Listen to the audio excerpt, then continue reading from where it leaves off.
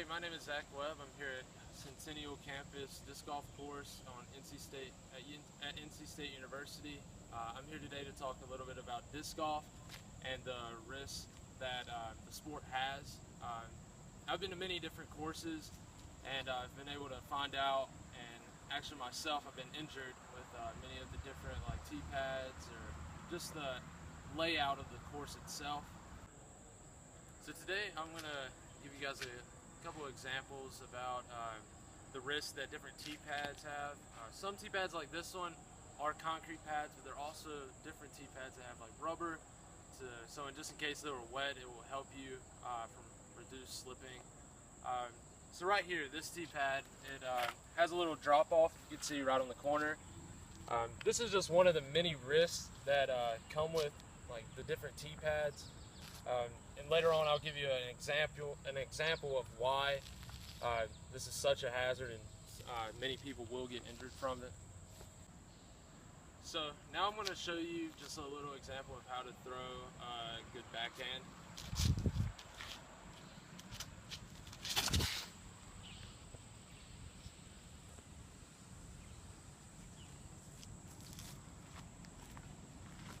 So that was a good way of throwing a backhand, but there are also many ways that you could mess up or potentially fall down. A lot of players, because this tree right here that's in the way of the tee pad, many people will try to get to the far right of the tee pad, so when they go to throw it, they could step off and obviously just fall, trip, roll their ankle. Another example is I like doing a forearm, and you could go and use a forearm, and when you do that, you have your leg right here, and it could easily slip. The other day, I was at a tee pad, and I did a backhand, and when I went like this, I slipped, came off, and I rolled my ankle. So these are just the little things you need to watch out, and these are the risks that come with a drop-off tee pad like this. So now we're on hole 4, and as you can see, here's just a little stream. But this is just another risk that people could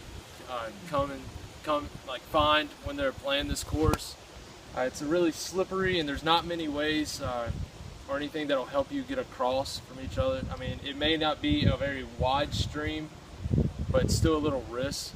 Some risks come in to play with this stream, and as we go along throughout this course, we'll be able to show you more hazards with waters on hole 5. So as you see on hole 5, after you drive towards the basket, while walking down the fairway, there's a little bit of a retention pond to your right or to your left. Right now it's not that high because we haven't gotten too much rain in the past couple weeks, but it causes for a great risk. You could have a disc down here and go and get it, and you would slip. It just causes a lot of risk, and I feel like the university should at least put up a sign just giving people warning about watch out, be careful. As you can see, this is a fairly new tee pad.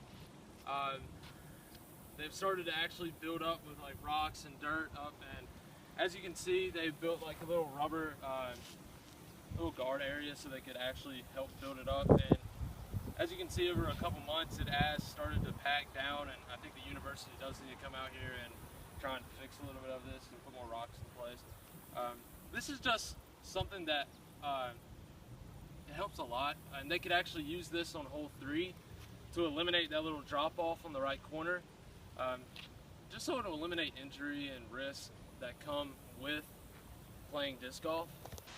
So now I'm in the fairway of hole 7, and to my right there's a big stream that connects to Lake Raleigh. Right now it's down, there's not much water in here at all. This right here is just a huge slip hazard, and as you can see, there are 2 pieces of wood that connect from one side to the other side of the stream. As you can see, it's not really sturdy. And usually when there's water in here after a big storm, the water will go above the above the wood, so it's really dangerous to cross, and sometimes you can't even cross it. So I really think that the university needs to think of a way to clear this out and maybe build a little bridge to make it more accessible for avid disc golfers or people who just like walking around out here. So now we're at hole 9, and as you can see from the tee pad, there's just a lot of plants, a lot of trees over here that you have to go through, and this is called just like a blind risk. Straight this way through the trees is the hole, and if you see up this hill, that's where hole 3 is as well. So you have the risk of hitting another player. That's a really big risk. And as we walk this way, you'll really be able to see what you're dealing with. So we have the basket 3 to our right. As you can see, there's the fairway, and right down the fairway is hole 9. So you see, you're really throwing blinded. So now that I've shown you guys the entire course, we're going to focus a little bit on the word 4 and how it is used. As you can see, hole 9 and hole 3, they use pretty much the same fairway. We use the word 4 in golf and disc golf, and it's just a way to give people heads up by a ball or a disc that's coming nearby.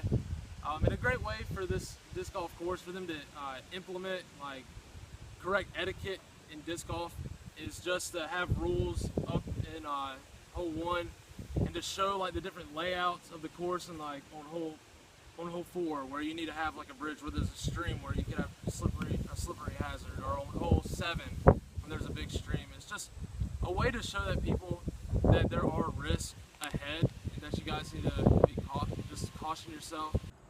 So if you guys enjoyed this little tour of Centennial Campus disc golf course, I hope you guys learned a little bit about risk management of playing disc golf, and this is Zach Webb, and thank you guys for your time.